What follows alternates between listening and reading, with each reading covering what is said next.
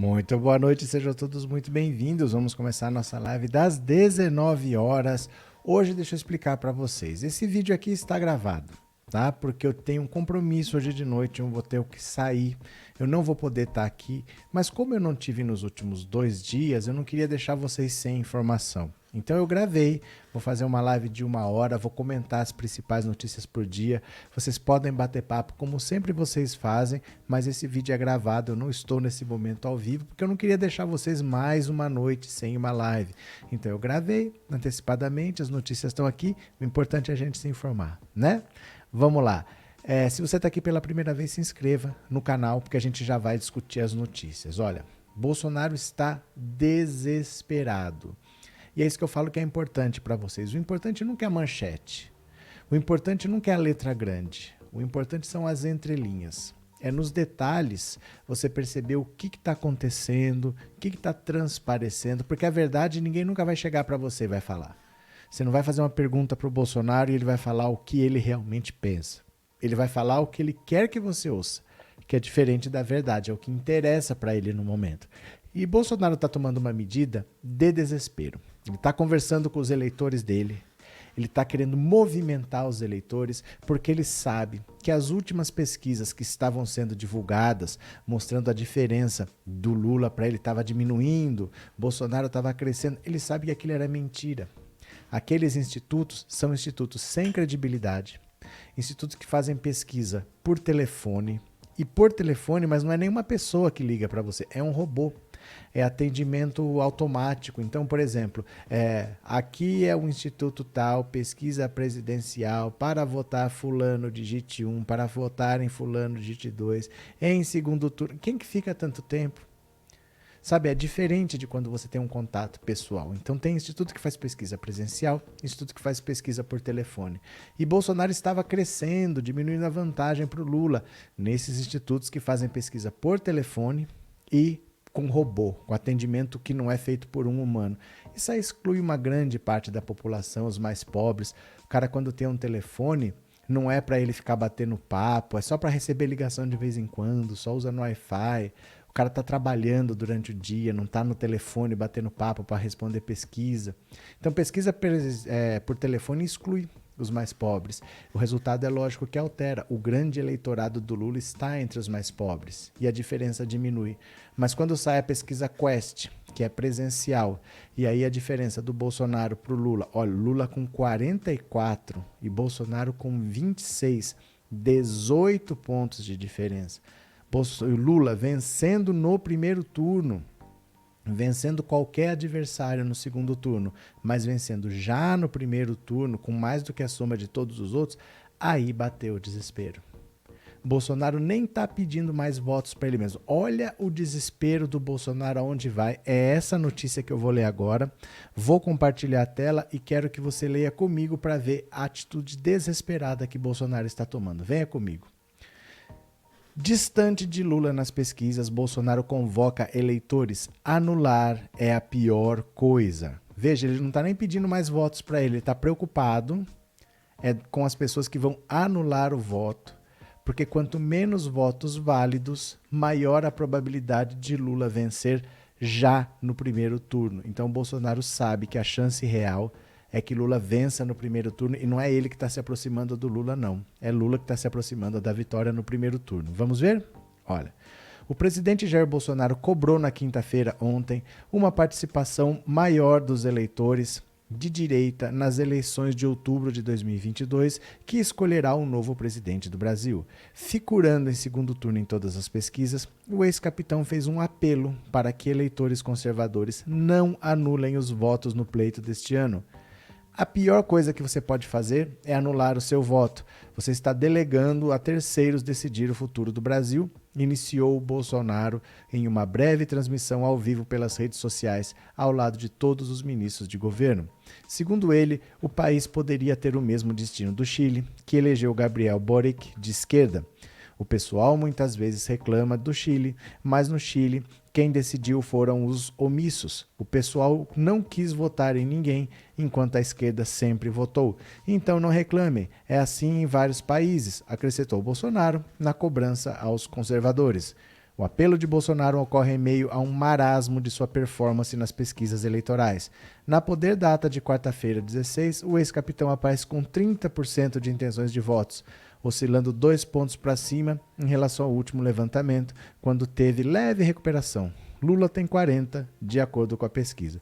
Esse Poder Data faz pesquisa por telefone, por robôs. 30 para Bolsonaro, 40 para Lula, 10 pontos de diferença. A derrota para o ex-presidente também é apontada no levantamento da consultoria Quest, divulgado na quarta. Na pesquisa, Lula mantém 20 pontos percentuais de vantagem sobre o ex-capitão, chegando a 45 pontos de preferência ante 25 de Bolsonaro. Olha a diferença quando é pessoalmente, 45 a 25. Olha quando é por telefone, 40 a 30. De 10 pontos pula para 20. Ainda na transmissão, Bolsonaro disse que o resultado das urnas será uma avaliação de seu governo. Se a tendência das pesquisas se confirmar, a gestão do ex-capitão será reprovada pelos eleitores. Nesta quinta, uma pesquisa apontou que o trabalho do ex-capitão é reprovado por 57% da população. A democracia é livre, é maravilhosa, mas passa pelo eleitor, disse Bolsonaro em tom de lamento. É engraçado a democracia é linda, é livre, é maravilhosa, mas passa pelo eleitor, como se fosse triste passar pelo eleitor.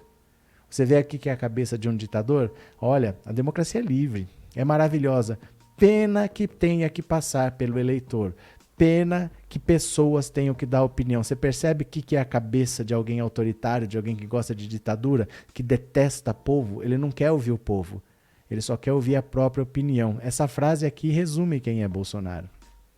Mas vejam, presta atenção. Nós estamos vendo um Jair Bolsonaro que cada vez mais está encarando a realidade. Governar é muito mais difícil do que vencer uma eleição. Às vezes o presidente consegue vencer uma eleição, mas depois não consegue governar. Veja o Collor. O Collor foi capaz de vencer uma eleição e depois não conseguiu governar. Bolsonaro foi capaz de vencer uma eleição e não conseguiu governar. O governo dele é uma tragédia. É uma catástrofe. Não tem nada na área econômica. A inflação explodiu, o desemprego explodiu. Paulo Guedes é um ministro da Economia que não fala de gerar empregos, não fala em aumentar a renda, não fala em distribuição de renda, não fala em valorização do salário mínimo. Não se tocam nesses assuntos no Brasil. A gente só vê o presidente falando da própria reeleição. Ele nem estreou no mandato, já estava falando em reeleição. E um Paulo Guedes que só fala de acionista, de mercado financeiro, os investidores. Ele não fala de quem trabalha. Não há solução dentro do governo Bolsonaro. Normalmente, no mundo inteiro, 80% de quem tenta a reeleição consegue. Isso é normal, porque você tem a máquina do Estado na mão. Você consegue, com a caneta que você tem, assinar, decidir muita coisa que reverte para você, mesmo que às vezes não seja boa para a pessoa, aparentemente ela sendo, pode ser que no futuro se mostre que não seja tão boa, mas aparentemente sendo boa, isso reverte para você. O Fernando Henrique tentou a reeleição, conseguiu. O Lula tentou a reeleição, conseguiu. A Dilma tentou a reeleição, conseguiu. Bolsonaro sabe que ele não vai conseguir. Ele sabe que o Lula vai vencer no primeiro turno. Então o desespero dele agora é dizer que se você não votar, depois você não pode reclamar, porque ele sabe que o Lula vai vencer no primeiro turno. Quanto menos votos, quanto menos pessoas vão votar, menos votos são necessários para o Lula ganhar já no primeiro turno. A campanha é como se fosse mais curta, tem menos gente votando, eu preciso de menos votos. Ele acha que a esquerda vai votar no Lula e a esquerda não vai, chateada, porque sabe que vai perder e facilita a vitória da esquerda. É o desespero. Ele já não está nem mais pedindo voto para ele só está pedindo para o eleitor dele ir votar. Vá votar, pelo amor de Deus, porque senão o Lula vai vencer no primeiro turno.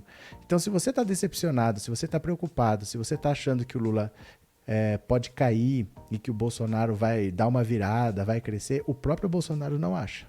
Ele está vendo que a situação dele é muito séria e que ele pode perder já no primeiro turno. Tá bom? Quem puder contribuir com o canal, por favor, o Pix é 14997790615. Esse número é o WhatsApp do canal para você dar a sua opinião por voz. Mensagens curtas, 10, 15 segundos, mas também é a chave Pix. Então, se você quiser fazer uma contribuição, 14997790615. Quer mais uma prova do desespero? Vamos ler mais uma aqui, dá uma olhada. Não é esquerda contra direita. É o bem contra o mal, diz Bolsonaro. Olha o nível de argumento que ele está usando. Olha o nível de argumento. O presidente Jair Bolsonaro voltou a criticar governos de esquerda e insinuou que o seu principal adversário na eleição deste ano, Lula, representaria o mal. A declaração ocorreu nesta quarta-feira, dia 16, em Salvador. Bolsonaro discursava em um evento organizado pelo Serviço Nacional de Aprendizagem Industrial, o SENAI. Apesar de ter a intenção de criticar o oponente petista, o presidente, no entanto, acabou por sugerir que a direita é que representaria o mal. Nós temos, graças a Deus, formas de lutar contra o mal. Não é esquerda contra a direita, é o bem contra o mal, declarou o presidente a uma plateia. Bolsonaro criticou gestões anteriores por, segundo ele, terem loteado ministérios, em especial o Ministério da Defesa, que, em suas palavras, teria sido ocupado por políticos sem conhecimento sobre o setor. O presidente chegou a dizer que os ministros anteriores não sabiam diferenciar um capacete de um pinico. Meu Deus do céu! Há 20 anos ocupavam o Planalto porque os militares são simplesmente o último obstáculo para o socialismo. Meu Deus, ele ainda está combatendo o socialismo. Afirmou Bolsonaro. Então tem que botar alguém na frente que não os represente. A agenda na Bahia faz parte de uma ofensiva do presidente no Nordeste, região onde Lula obtém o melhor desempenho eleitoral. Fez parte da comitiva o ministro da Cidadania João Roma, o pré-candidato ao governo baiano Rui Costa. Agora, olha só. Bolsonaro diz que as Forças Armadas são o último obstáculo para o socialismo. Gente, o que a gente pode fazer se Bolsonaro, no fundo, tem medo do socialismo? Quem que a gente vai falar? Tem medo do comunismo, são os latifundistas, são os monopolistas, são os colonialistas, enfim, os parasitas. São os latifundistas, são os monopolistas, são os colonialistas, enfim, os parasitas. São os latifundistas, são os monopolistas, são os colonialistas, enfim, os parasitas. É brincadeira ou não é? Bolsonaro passou 4 anos de governo combatendo o comunismo imaginário que só ele vê. Aí veja que interessante nessa matéria dizer o seguinte, ele foi para o Nordeste na última ofensiva, a agenda na Bahia faz parte de uma ofensiva do presidente no Nordeste, região onde Lula obtém o melhor desempenho eleitoral. Aí você pensa assim, bom, ele está indo para um lugar onde o Lula domina para tentar reverter a situação. Se o Lula domina no Nordeste, talvez a situação em outros estados esteja favorável ao Bolsonaro, provavelmente o Sul. Mas será que está? Pior é que não está. Olha aqui, olha. Em São Paulo, Lula tem 39 e Bolsonaro 25. Quer dizer, está praticamente 40-25 em São Paulo, onde você não esperaria esse número, né? Você esperaria esse número no Nordeste.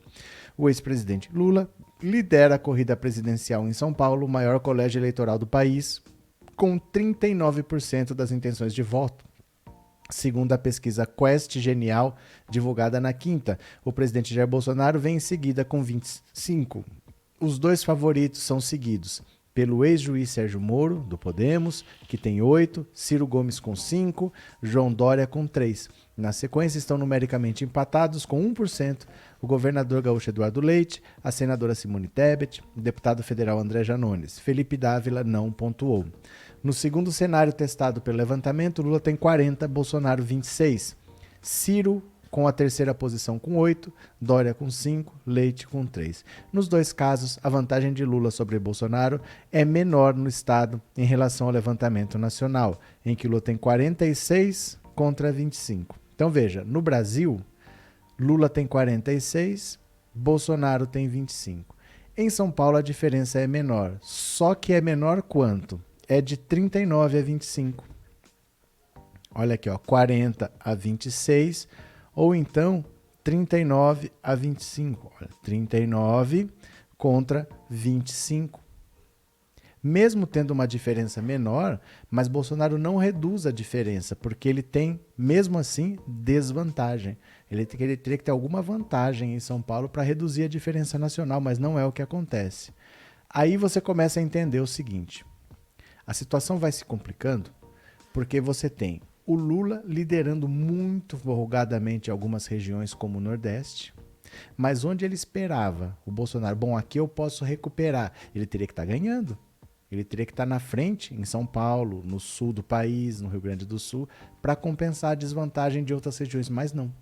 A única coisa que ele está conseguindo é perder de menos. Ele está perdendo de menos em São Paulo. Ao invés de perder de 46 a 25, ele está perdendo de 40 a 25. E em São Paulo, mesmo que a diferença seja pequena, mas no Brasil é voto demais. Porque São Paulo tem 46 milhões de habitantes. São Paulo tem mais gente do que na Argentina. Mais gente do que um país inteiro como a Argentina. E você ter 40% de um estado desse tamanho, mesmo que depois você tire a diferença em estados menores, você vai... eu tenho vantagem no Sergipe, eu tenho vantagem no Amapá. Para tirar essa diferença de São Paulo, você vai precisar vencer em muitos estados. E Bolsonaro não está tendo essa vantagem, não. É complicador para ele ter 15 pontos de diferença para o Lula em São Paulo, de 40 a 25, porque num estado desse tamanho, ele ter 15 pontos de diferença, 15 pontos é muito voto. Depois, para recuperar em outros estados, vai ficar difícil, certo? Se tá difícil para o Bolsonaro, imagina para o Ciro Gomes. Imagina para a campanha do Ciro se tá difícil para o Bolsonaro. Dá uma olhada para o Ciro Gomes aqui, olha. Campanha de Ciro Gomes entra na fase BBB. Ai, meu Deus do céu, o que Ciro Gomes está aprontando? Dá uma olhada aqui, ó. A campanha de Ciro Gomes entra numa nova fase até sexta-feira. Até amanhã começa a nova fase. A fase BBB. Como, de brincadeira, está sendo descrita internamente. Ciro estreia num canal no YouTube em que a previsão é ficar por ali pelo menos 3 horas ao vivo por dia, em 3 aparições. A primeira de manhã, com o pedetista ainda em casa. Uma segunda aparição se dará nos compromissos de campanha do dia, com transmissão ao vivo de onde ele estiver, e a última noite, possivelmente, de casa também. O canal de Ciro terá ainda reportagens e pretende aos poucos formar uma grade de programação de várias horas, com muitas aparições do candidato, sob a rubrica Ciro em Casa, Ciro comenta o giro do Ciro. É esse o modelo de campanha que Ciro Gomes apostará a partir de agora. Sabe por que ele está fazendo isso, gente? Isso é triste. Isso é bastante triste de você pensar. O que Ciro Gomes está fazendo é uma campanha de baixíssimo custo e uma campanha sem apoio nenhum. O PDT é um partido médio. Só que desde que você começou a ter o financiamento público de campanha, você não tem mais dinheiro de doação. Empresa é proibida de doar. Então o dinheiro que você usa é o do fundo eleitoral, que é proporcional ao número de deputados. Então, quanto mais deputado você tiver, mais você ganha. Os partidos estão entendendo que é besteira ter um candidato a presidente que não vai ganhar, porque você gasta muito dinheiro ali e você deixa de gastar para eleger deputado. Só que quanto mais deputado você tem, mais dinheiro você recebe depois. Então, vale muito mais a pena parar de gastar dinheiro para presidente e começar a gastar para deputado. Então o PDT não quer botar dinheiro na campanha do Ciro Gomes, porque sabe que não adianta. Você joga dinheiro ali, ele não vai para lugar nenhum, você deixa de eleger deputados, o partido encolhe e recebe menos dinheiro. Então o Ciro Gomes está sem dinheiro, e como ele também não tem apoio, ele não tem aliança, ele não tem vice, ele não tem um governador que apoie, ele não tem um partido para fazer federação, seja o que for, se ele viajar, ele não tem ninguém para receber. Ele não tem agenda para fazer, porque, veja, se eu sou candidato, eu vou para a Bahia, como o Bolsonaro foi. Eu quero ser recebido pelo governador, ou então eu quero ser recebido pelo prefeito, aí vai ter uma cerimônia do não sei das quantas, aí vai ter um evento ali. Porque se ele for simplesmente por conta própria sozinho, aí não é política, aí é turismo. E o Ciro Gomes não tem apoios, ele não tem quem receba. Ele não tem eleitor para colocar numa praça, para colocar num estádio, para fazer uma carreata. Ele não tem apoio para isso. Então ele não tem quem o apoie, ele não tem alianças para ser recebido, ele não tem dinheiro para fazer campanha. O que ele está fazendo? YouTube. É triste, é um final melancólico. Ele talvez não desista, mas ele vai fazer uma campanha sem dinheiro. O PDT não vai gastar dinheiro na campanha dele e ele vai ter que se virar desse jeito aí. Vai fazer 3 lives por dia. Gente, nem eu faço 3 lives por dia. O Ciro Gomes vai fazer uma live de manhã, uma de tarde, uma de noite. E essa é a campanha dele. 2 lives a partir de casa. Um político que faz live de casa. Não tem para onde ir, não tem um político para receber, não tem um eleitor para querer ver ele em lugar nenhum. Ciro tem 5, 6, 7%, mas é isso daí. Disso daí ele não passa, infelizmente. É triste, né? É triste a gente ver o final de carreira do Ciro Gomes, porque já é a 4ª eleição presidencial dele. Ele acha que ele é um super estadista, que o Brasil merece ter o Ciro Gomes, mas a população não acha. Né? A população, infelizmente, não acha. Agora, Sérgio Moro. Sérgio Moro é o nosso boneco doido, né? Você já sabe que o Sérgio Moro não sabe o que pensa, não sabe o que diz. Cada hora ele vai para um lugar. Sérgio Moro é o nosso boneco doido, né? Vamos ver, Sérgio Moro?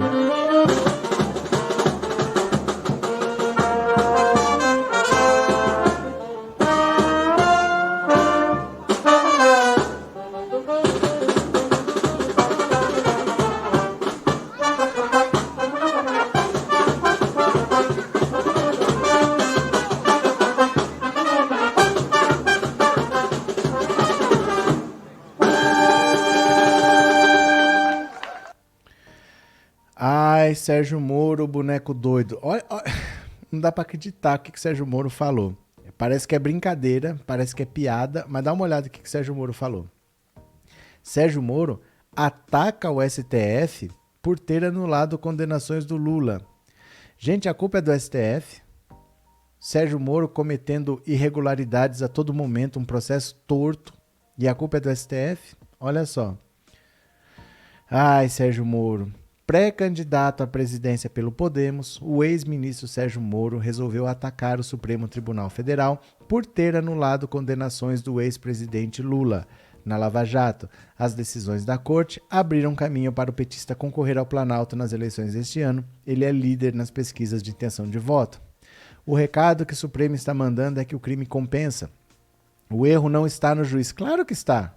Claro que o erro está no juiz. Ele foi considerado suspeito. A atuação dele foi considerada irregular, né? No Ministério Público também está, os procuradores também foram todos considerados suspeitos. O Lula está pedindo indenização do Dallagnol, né? Não está em Curitiba. Não está porque você saiu de lá. Agora você está em Brasília, mas estava sim. Você tem de olhar para Brasília, olhar para o Supremo, disse em entrevista à Rádio 96 FM de Natal.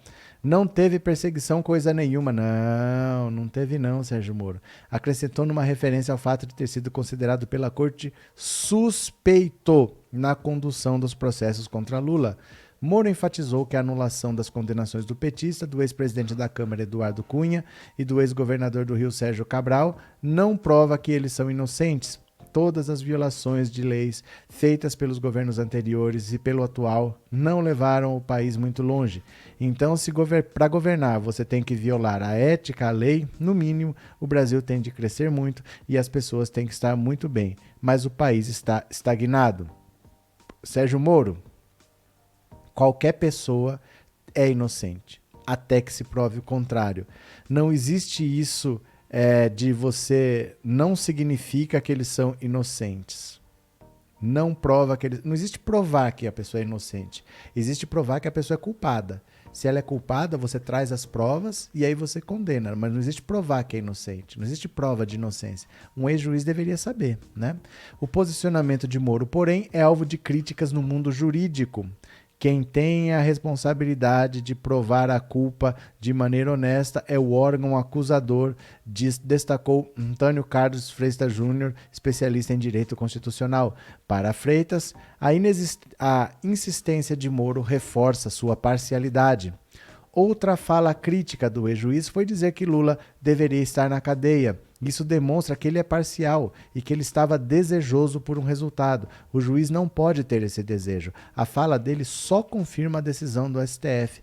Estava na cara que ele queria condenar. Óbvio. Óbvio. Qualquer pessoa tem o direito de achar que o Lula é culpado ou inocente e esperar um resultado. Mas o juiz não pode pensar assim. O juiz ele tem que olhar as provas que ele tem na frente e tem que tomar uma decisão baseada nas provas que ele vê, não na vontade que ele tem. Porque vontade, todo mundo pode ter vontade do que quiser. Ter vontade de ir para Londres, ter vontade de passar as férias nos Emirados Árabes, pode ter vontade de um monte de coisa. Mas a vida exige que você tenha um certo tipo de comportamento. O juiz não pode querer prender ninguém. O juiz não pode falar que Lula deveria estar na cadeia. Isso não compete a ele. O O juiz não tem que decidir isso. As provas é que vão dizer para ele. Não é a vontade dele, né?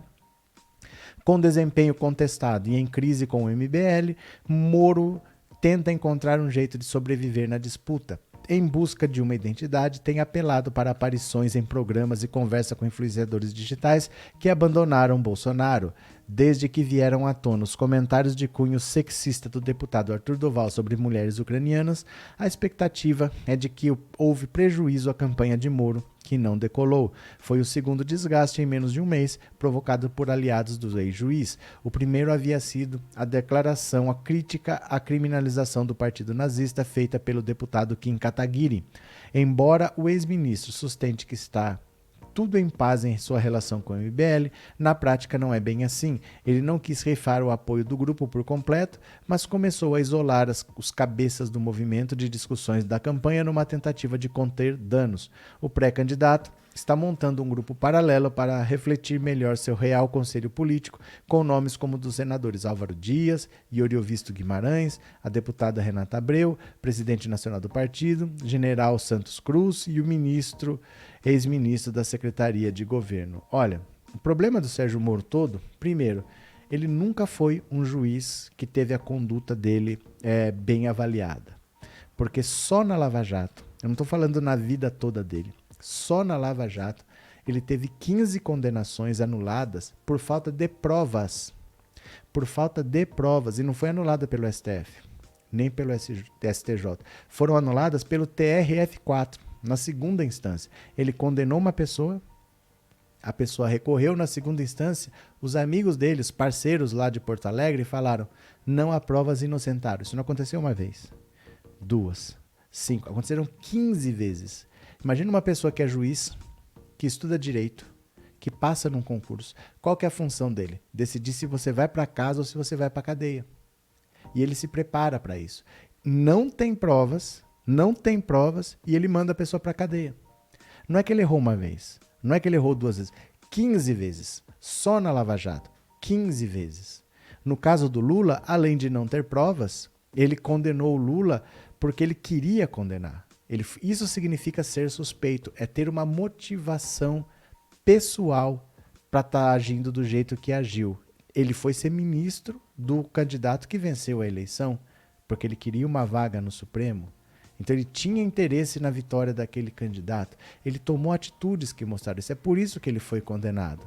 E ele condenou o Lula sem provas e não foi falta de pedir. O próprio Lula pediu: eu quero saber onde estão as provas, dá uma olhada aqui. O próprio Lula falou: me mostre uma prova. E cadê as provas? O Lula pediu, olha só.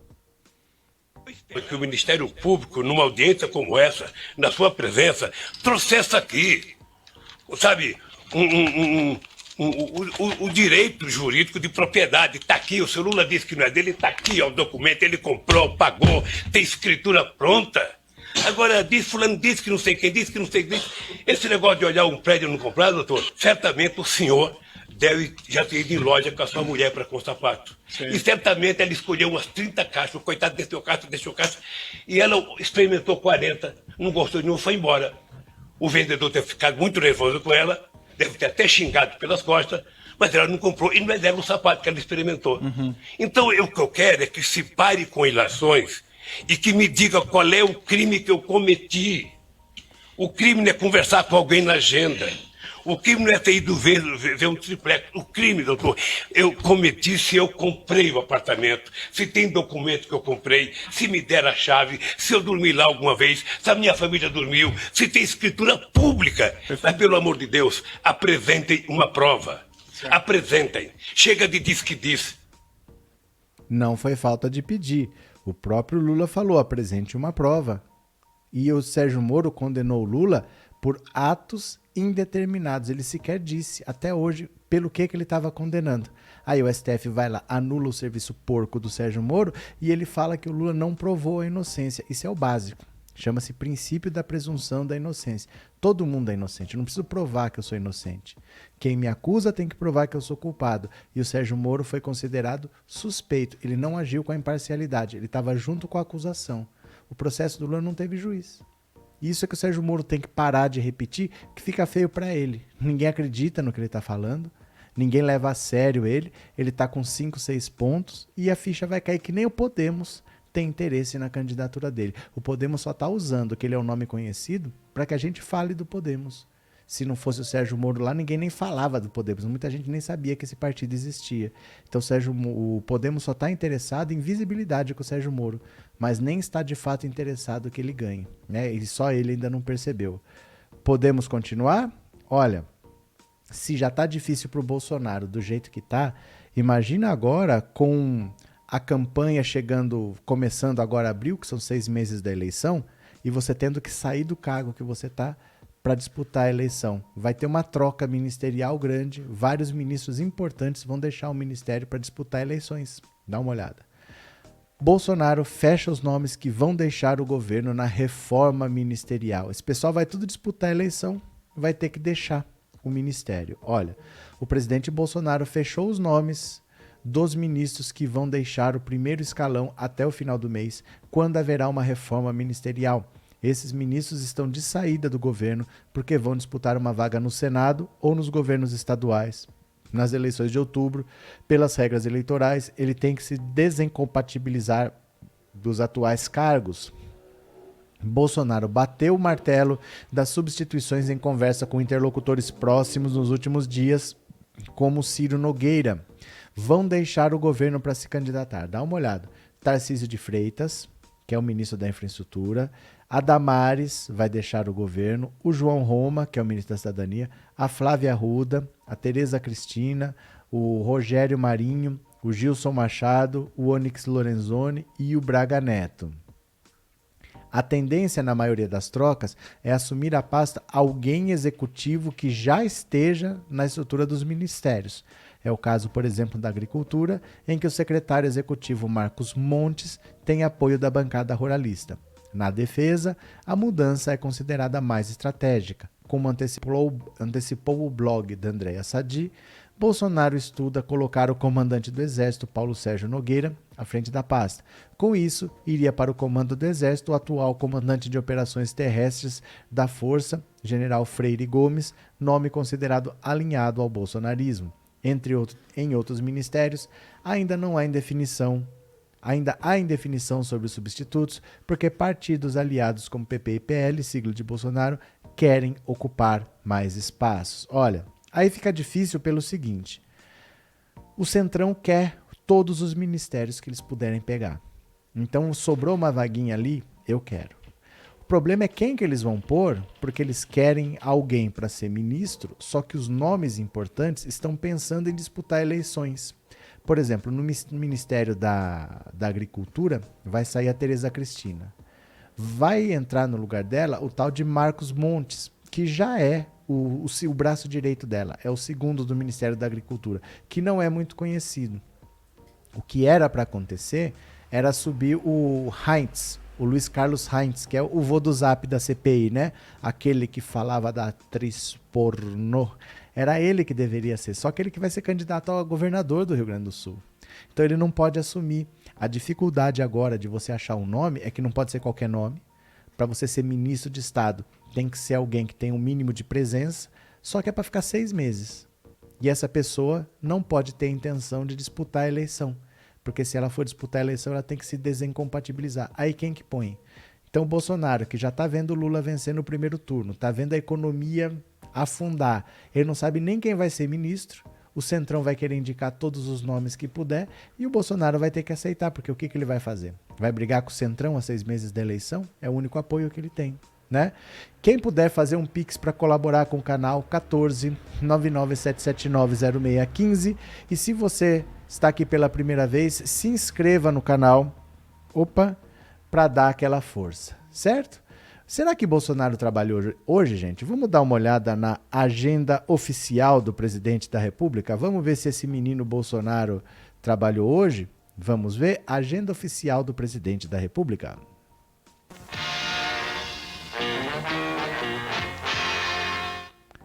Pronto, vamos lá. A agenda oficial do presidente da República. Você sabe que é só entrar no Google, colocar agenda oficial presidente, porque ela é pública e você pode conferir quando você quiser. Vamos ver juntos aqui, olha. Hoje é o dia 17. Vamos ver se esse menino trabalhou.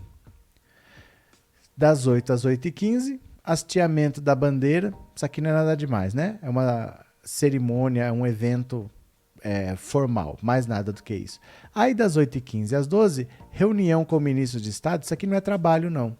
Isso daqui é para definição dessa lista que você viu. É conversa para ver quem sai e quem fica. Então eles não estão resolvendo problema, eles não estão tomando decisões, eles não estão trabalhando. Eles só estão decidindo quem vai disputar a eleição e quem não vai. Então foi das 8h15 até o meio-dia, só conversa para ver quem fica e quem faz, sem tomar nenhuma decisão, sem assinar nenhum documento, sem tomar medidas pelo país. Só pensando em eleição, né? E depois disso, do meio-dia, só volta às 5 da tarde. 3 horas de almoço. Para conversar meia hora com esse Pedro César Souza, que é o jurídico, ele conversa todo dia. E depois de conversar com ele, 1 hora de descanso para voltar para uma festinha, que é o lançamento do programa Renda e Oportunidade. Gente, a agenda oficial dele, no fundo, é das 3 às 3h30 conversar com esse Pedro César Souza. O resto é festinha no começo, festinha no final, reunião para falar de eleição e acabou. É assustador o quanto não trabalha esse presidente, porque a inflação voltou, o desemprego está aí, tem gente comendo osso, tem gente cozinhando com lenha porque não consegue pagar gás, a gasolina no preço que está, e ele trabalhou meia hora. No fundo, ele trabalhou meia hora. O resto foi falar de eleição, festinha e festinha, mais nada. Esse é o que dizem que é o melhor presidente da República da história desse país. Ele simplesmente não trabalha. Não trabalha nunca. É impressionante, né? Bolsonaro é muito trabalhador. Aí ele quer ter boa avaliação. Você acha que um governo que não trabalha desse jeito vai ter boa avaliação? Veja aqui comigo. A avaliação negativa a Bolsonaro cresce e chega a 57%. Só vai piorar. Só vai piorar. Ele nem trabalha, né? A avaliação negativa do governo Bolsonaro voltou a crescer, segundo a mais nova pesquisa Poder Data, divulgada nesta quinta. Em apenas 15 dias, o ex-capitão saltou 4 pontos percentuais no índice de menções negativas, saindo de 50 para se aproximar dos 60. Gente, isso foi em 15 dias, tá? Ao todo, 57% dos brasileiros avaliaram negativamente a administração de Bolsonaro. O índice era 53 há 15 dias. O salto inverte a leve recuperação de Bolsonaro. As menções positivas ao governo do ex-capitão oscilaram para baixo, dentro da margem de erro. Há 15 dias, o índice era de 37. Nesta quinta, o grupo soma 35. O saldo entre os dois extremos era de 16 pontos, saltou para 22. Olha, é assustador o que vem acontecendo com o Bolsonaro, porque ninguém quer um governo mal avaliado. É claro que se eu não sou bolsonarista, eu não quero que ele vença as eleições. Mas o que se avalia mal o governo dele prejudica todo mundo. A gente quer ver o país o melhor possível. E o governo Bolsonaro, que diziam que estava se recuperando, vai voltar a crescer, está cada vez mais mal avaliado. Ah, mas em 2018 ele jogou fake news e se elegeu. Quando você não é governo, é uma situação. Porque você joga lá, se colar, colou. Se não colar, você joga outra. Se não colar, você joga outra. Dane-se. Você não tem nada a perder. Você é um franco atirador. Mas quando você é governo, você precisa mostrar resultado. Você precisa dizer por que você quer mais 4 anos. O que você fez que justifica as pessoas te darem mais 4 anos? E a gente olha para o governo Bolsonaro, a inflação aumentou, o desemprego aumentou, as pessoas estão vivendo muito pior, você não tem aumento real do salário mínimo, então por que esse governo mereceria uma segunda chance mais 4 anos? Qual que seria a lógica? As pessoas estão desistindo, as pessoas estão vendo que não há melhora dentro desse governo. As pessoas estão desistindo, né? É simplesmente impossível você imaginar que esse governo mereça mais 4 anos. Provavelmente o Lula vença no primeiro turno. Eu falo isso há bastante tempo. Não é porque eu estou torcendo simplesmente, pura e simplesmente. É porque alguém vai votar em mais 4 anos para Bolsonaro? Qual é o motivo lógico para isso? Para e pensa, né? A avaliação está crescendo. E agora, meu Deus do céu, Datena lidera a corrida pelo Senado em São Paulo. Dá uma olhada. Datena lidera com folga para o Senado em São Paulo, segundo pesquisa Quest.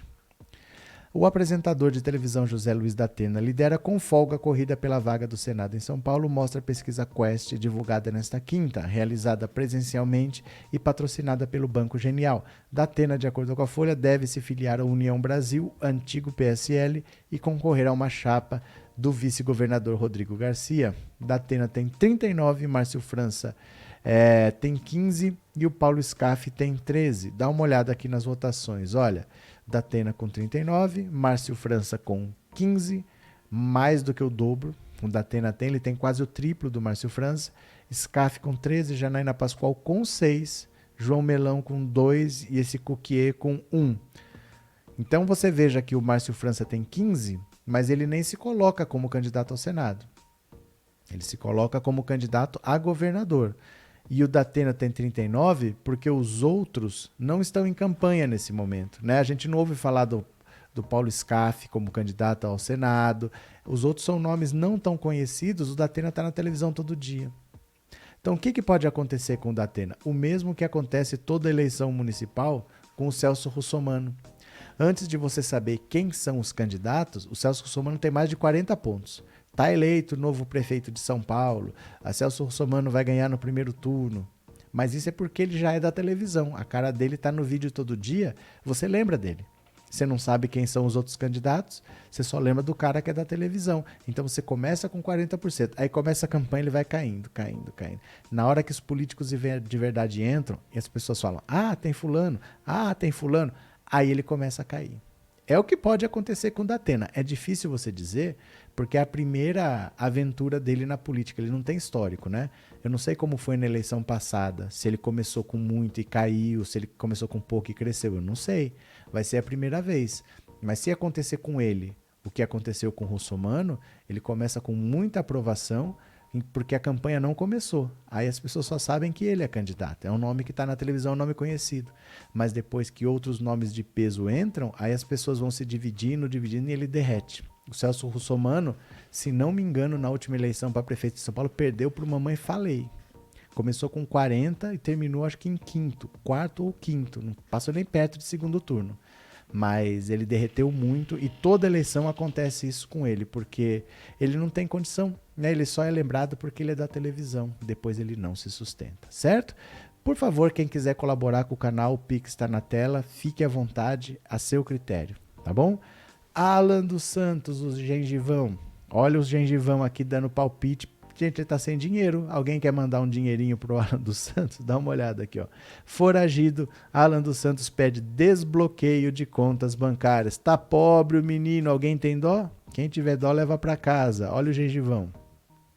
O blogueiro bolsonarista Alan dos Santos pediu ao STF o desbloqueio das contas bancárias da empresa de comunicação da qual ele é dono, o canal Terça Livre.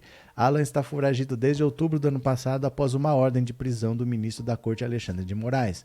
Na solicitação protocolada no último domingo, a defesa do militante alegou que o bloqueio, também imposto em outubro de 2021 por Moraes, inviabilizou a subsistência própria e familiar do impetrante, já que ele foi privado de renda e recursos de natureza alimentar. No documento de quase 50 páginas, o advogado Renor Oliver Filho criticou a prisão preventiva de Alan, argumentou contra as medidas cautelares e apelou ao ministro Edson Fachin, que confirmou as decisões de Moraes. Sofre! A pergunta é, será que o caminho brasileiro se dirige, no que se refere à liberdade de expressão e imprensa, ao mesmo destino de países como Venezuela, Cuba e outros submetidos a regimes autoritários? Questiona na petição o advogado militante. Isso é coisa que se diga? Isso é coisa para um advogado falar?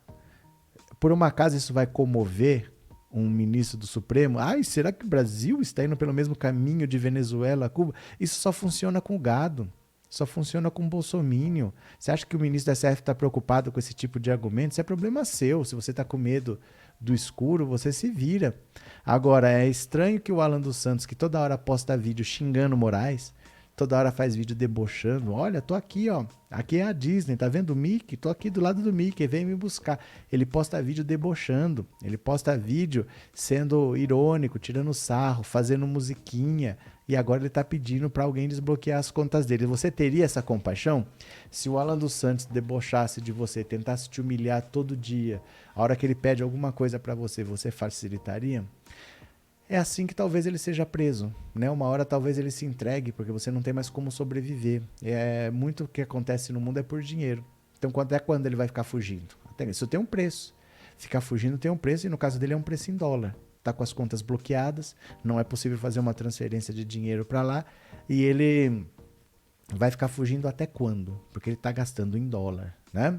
Deixa aqui de novo, olha, deixa eu mostrar o Weintraub. Aqui, gente, é treta na direita, é mais uma treta na direita. Dá uma olhada, vamos ver juntos aqui, a nova treta na direita.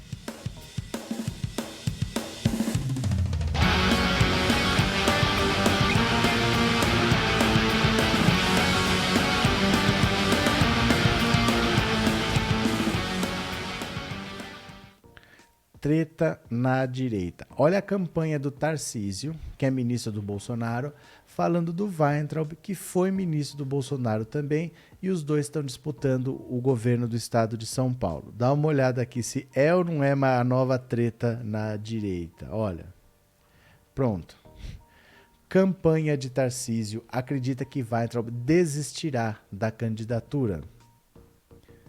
Veja, Abraham Weintraub. A campanha de Tarcísio de Freitas não leva fé na candidatura do ex-ministro Abraham Weintraub ao governo de São Paulo. Aliados do ministro da Infraestrutura afirmam que Weintraub irá optar por concorrer a um cargo para o qual tem a chance de se eleger como deputado federal.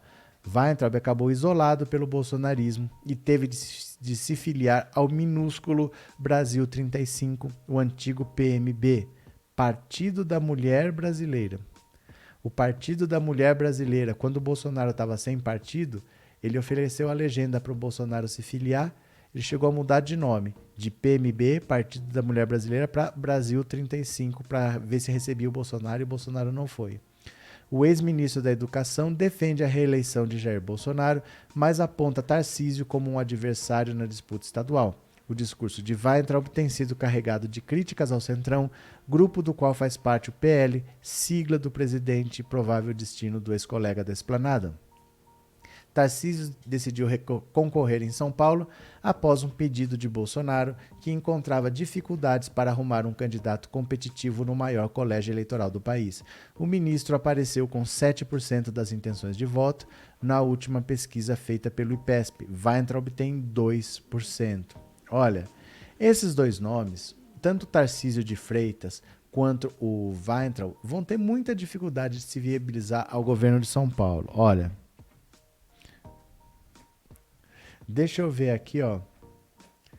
Deixa eu ver de onde que é esse Tarcísio de Freitas, porque se não me engano, ele é do Mato Grosso. Deixa eu dar uma olhada aqui, rapidinho. Tarcísio Freitas. Ele é... Deixa eu ver... De onde que ele é nascido aqui? Só um segundo. Ele é carioca, o Tarcísio de Freitas. Ele é carioca. E o Weintraub também. Muito difícil que alguém de outro estado vença em São Paulo, porque é um estado muito variado, com muita gente. Para alguém que nem é daqui vencer em São Paulo é muito difícil. Vai ter rejeição, né? A gente sabe que é provincianismo, que não deveria ser assim, mas é. No fundo, se você olhar nos estados, quem é que tem um governador que é de outro estado? Se você tiver, comenta aqui no bate-papo, mas eu lembro do Brizola. O Brizola que era gaúcho e foi governador do Rio de Janeiro 2 vezes. Mas o caso dele é diferente porque antigamente, antes da inauguração de Brasília, em 1960, o poder, a capital do Brasil, era o Rio de Janeiro.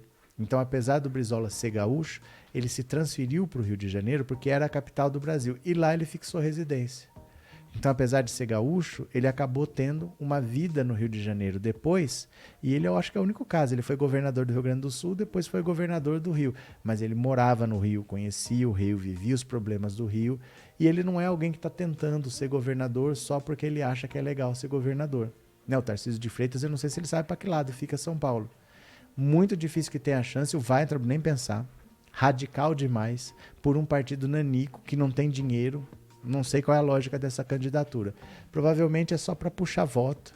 O Weintraub depois sai deputado, tenta se eleger, elege mais uns 2 ou 3, e o PMB é que ganha com isso. Mas para governador são 2 nomes bastante difíceis de vencer em São Paulo, né? Agora volta o Sérgio Moro, o boneco doido. Meu Deus do céu, o Sérgio Moro não é possível. Ele critica o STF por anular as besteiras que ele faz. Olha o que o Sérgio Moro falou agora. Moro contradiz projeto de lei que ele mesmo assinou. Dá para acreditar num negócio desse?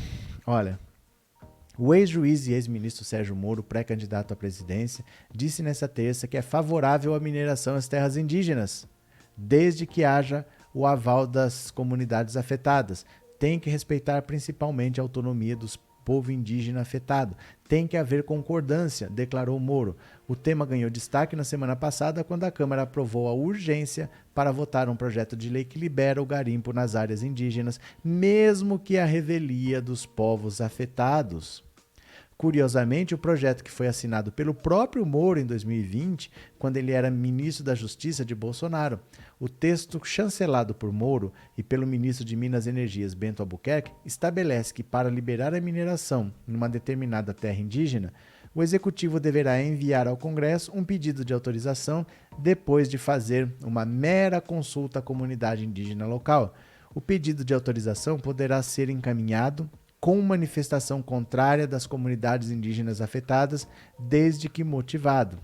Questionada sobre a mudança no posicionamento, a assessoria de Moro informou que ele assinou o projeto porque era a FUNAI que estava sob a guarda do Ministério da Justiça, mas que o então ministro não participou da elaboração do texto. Segundo Moro, a assinatura foi um formalismo necessário para que a proposta pudesse seguir para a Câmara. Quer dizer, ele assinou sem saber o que estava assinando. No fundo é isso, ele assinou sem saber o que estava assinando, ele está falando isso, que ele só assinou porque ele era o ministro, a FUNAI era parte do meu ministério, eles fizeram lá e eu assinei porque eu tinha que assinar. Vocês acreditam nisso? Que o cara quer ser presidente da República e ele assina um documento porque mandaram ele assinar e ele quer ser presidente da República. É inacreditável, né? O nível da política brasileira. Tem um ex-juiz que foi ministro da Justiça, queria ir para o STF, quer ser presidente do Brasil, mas nem sabe o que está assinando. Sérgio Moro, nosso boneco doido. Deixa eu falar do Aécio e Dória. Gente, isso é mais uma treta na direita. Essa feia, treta na direita.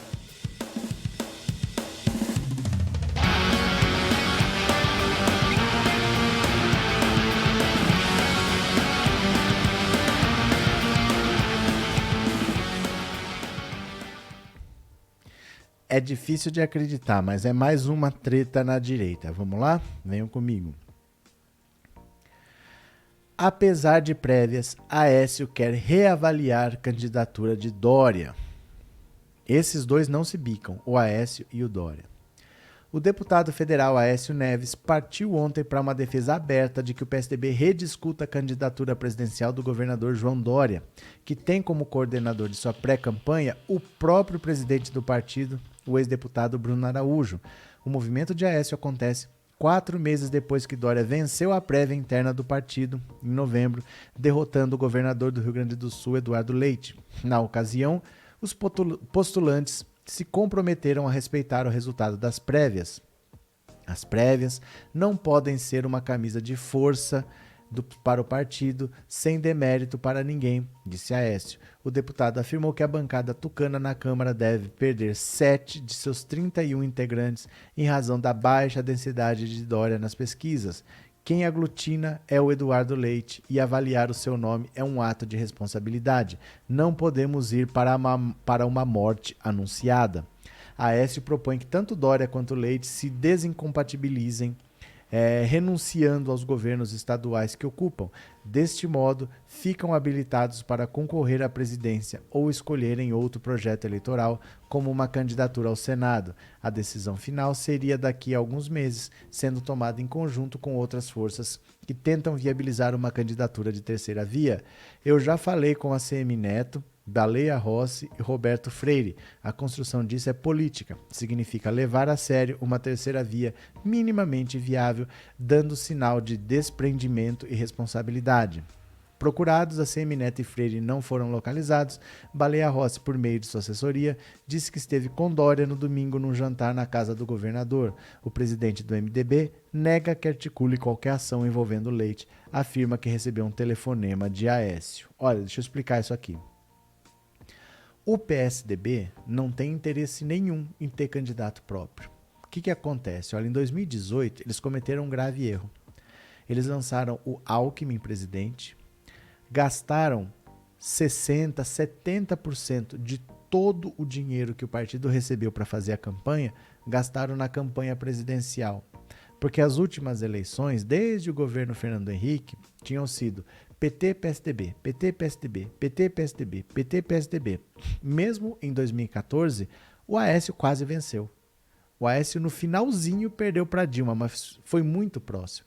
Então, eles achavam que 2018 ia ser a mesma coisa. Jogaram um caminhão de dinheiro lá. E o Alckmin ficou com 5%. Todo o eleitor do Tucano foi para o bolsonarismo. Esvaziou o PSDB, só que gastaram dinheiro na campanha, não gastaram dinheiro na campanha dos deputados, elegeram poucos deputados e o partido encolheu. Agora, o que eles querem fazer? Tem chance de ser eleito? O Dória com 2%. O Dória está empatado com a margem de erro. A margem de erro são 2%, o Dória está empatado com a margem de erro. Tem chance de vencer? Não tem. Então, para que vai ter candidato? Para gastar dinheiro de novo e depois não eleger deputados? Não é melhor usar esse dinheiro para eleger deputado? Essa é a primeira coisa. Não tem lógica você gastar dinheiro numa campanha que não vai para lugar nenhum.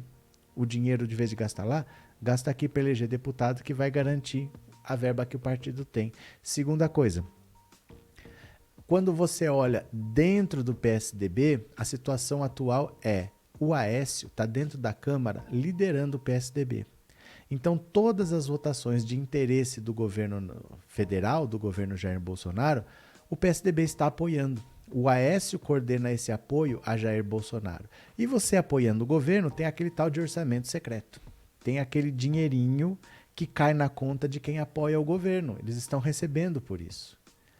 Aí pro Aécio e pro PSDB tá bom demais do jeito que tá. Deixa a gente apoiar o governo Bolsonaro, porque nós estamos recebendo verba, essa verba eu mando lá pro meu município, eu vou me reeleger. Para ter um candidato próprio, você vai ter que atacar o Bolsonaro, aí não interessa.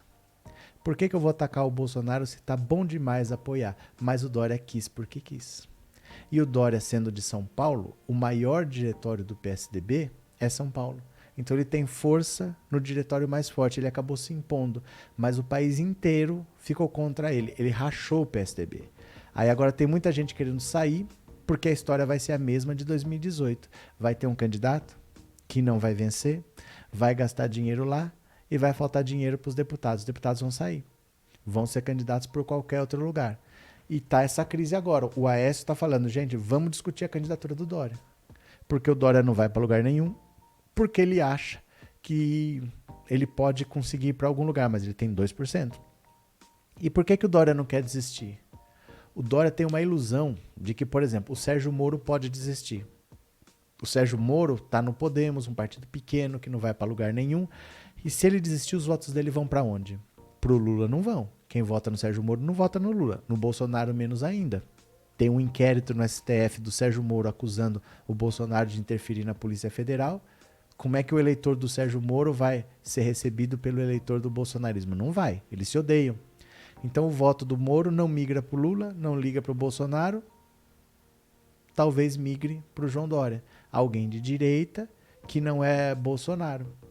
Então a esperança, vamos dizer, não vamos chamar de ilusão, mas a esperança do João Dória é herdar os votos, as intenções de votos do Moro, caso o Moro desista.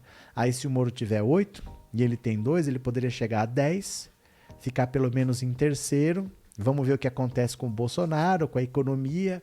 Vai que o Bolsonaro está caindo, ele está subindo e o pessoal desanima do Bolsonaro, tenta o João Dória. O problema é que a rejeição pessoal do João Dória é muito grande. Ele, pessoalmente, as pessoas não gostam dele. Acham ele arrogante, soberbo, que não tem interesse pelo povo, que não conhece o povo. Ele pessoalmente tem uma rejeição muito grande. Então ele acha que ele vai ter um crescimento que é muito difícil que aconteça. Né? Achar que o Sérgio Moro vai crescer, que o João Dória vai crescer, herdando voto daqui e dali, que vai dar tudo certo. É quase um conto de fadas. Certo? Olha, 1 hora de live. Conversamos bastante. Eu espero que vocês tenham gostado. Amanhã eu tô de volta normal. De manhã e de noite, ao vivo. Hoje não deu, mas eu não deixei vocês sem notícias, tá? Compartilhe essa live, se inscreva. Precisamos de membros. Torne-se membro do canal para apoiar. Valeu, meu povo? Muito obrigado por tudo. Beijo grande. Até amanhã e tchau. Valeu.